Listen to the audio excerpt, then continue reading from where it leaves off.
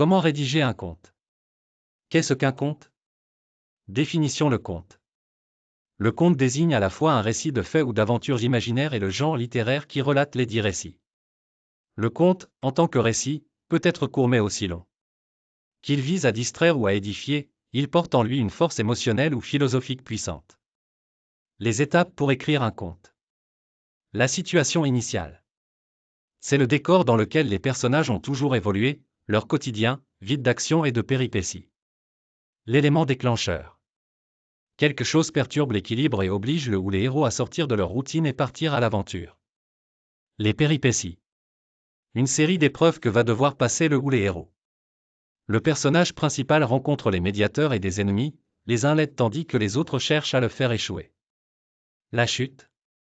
C'est le climat de l'histoire, le héros affronte la dernière épreuve et est sur le point de réussir. La situation finale. Le retour au calme et le nouvel équilibre. Essayez de rendre la fin heureuse pour les enfants. Les types de contes. Le conte fantastique.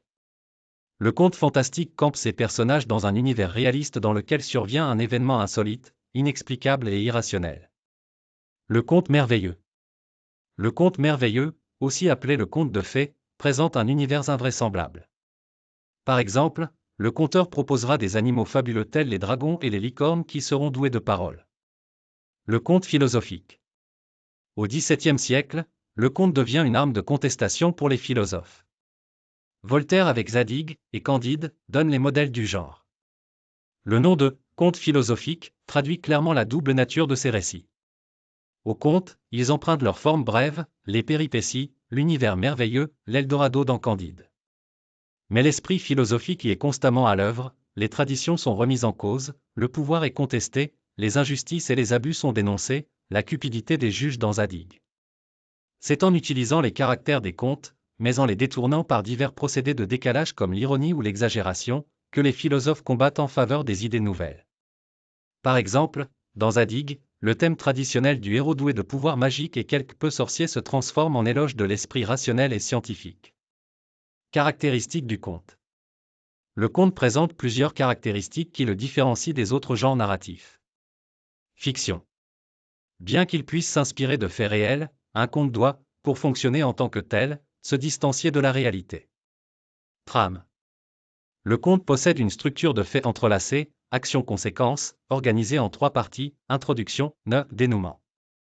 Une seule ligne de narration, contrairement à ce qui se passe généralement dans le roman, dans le conte, tous les faits s'enchaînent en une seule succession de faits.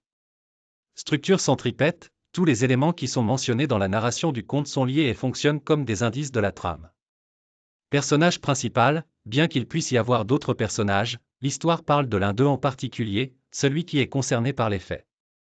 Unité des faits, le conte partage cette caractéristique avec la poésie. Il est écrit pour être lu du début à la fin. Si on interrompt la lecture, il est fort probable que l'effet narratif se perdra. La structure du roman, au contraire, permet de le lire par morceaux. Prose, le format des contes modernes, à partir de l'apparition de l'écriture, est généralement la prose. Brièveté, pour pouvoir remplir toutes ces conditions, le conte doit être bref. Je retiens. Le conte peut être soit oral, soit écrit. Il commence souvent par « Il était une F ».